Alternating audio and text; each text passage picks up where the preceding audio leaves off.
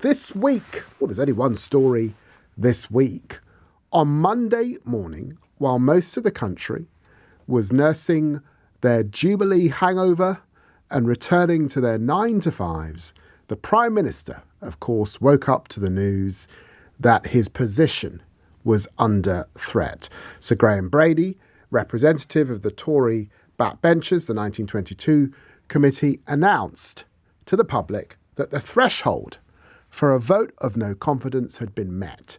And later that day, Conservative MPs would have to vote on whether or not they had confidence in the Prime Minister, Boris Johnson. If he lost, he would have to resign. If he won, he'd be safe for another year. Once the vote was announced, of course, chaos ensued. The Prime Minister gathered fellow Tories into a room in Westminster just hours before their votes would be cast. In a bid to save his career, he ranted and raved about his record on Partygate, proclaiming that he'd do it again. Arrogance superseded wisdom. Afterwards, Jacob Rees-Mogg leapt to congratulate the Prime Minister on his speech, claiming that he had a clear message and a clear vision. A few hours later, almost 150 Conservative members of Parliament had a very, very different view. Percentage-wise, this was worse than Theresa May in 2018, worse than Major in 1995, and worse than Thatcher in 1990. For context, Theresa May would leave within a few months, Major within 2 years, and Thatcher in a week. Boris Johnson is a dead man walking. History tells us that now it's simply a matter of when, not if.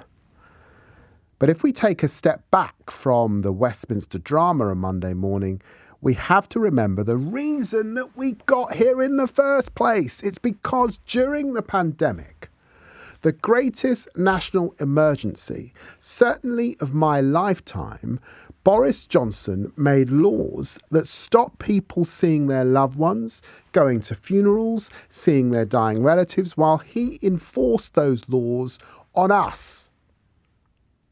And £600,000 of fines were dished out around the capital. He partied again and again in Downing Street. That's why he's in this mess.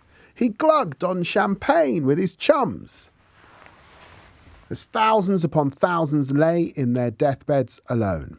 And to top it all, he lied about it. You'd need to be a rocket scientist or a Conservative MP to know how he disgraced the office and why he has to go. We have to remember what it costs to have a compulsive liar and lawbreaker in number 10. In my position as Shadow Foreign Secretary, I've spent a lot of time over the last 6 months travelling to meet with senior figures around the world. To speak frankly, behind closed doors, many admit that they see Boris Johnson as nothing more than a joke. When he breaks the law at home as well as internationally, they don't take his words seriously at all. None of them think he's a leader when his own public and party have turned against him. The result? Britain is more isolated and increasingly divided than it's ever been before. When we need a respected statesperson with the power to build bridges in number 10, we've got this chancer. But with every fib, the Prime Minister gets away with every blunder, every gaffe, our democracy slowly withers away. That's why Boris Johnson can't get away with it, and he won't. His days are numbered. And change will come. But for now, it's either up to him to have the decency to leave or for you to force him to do so.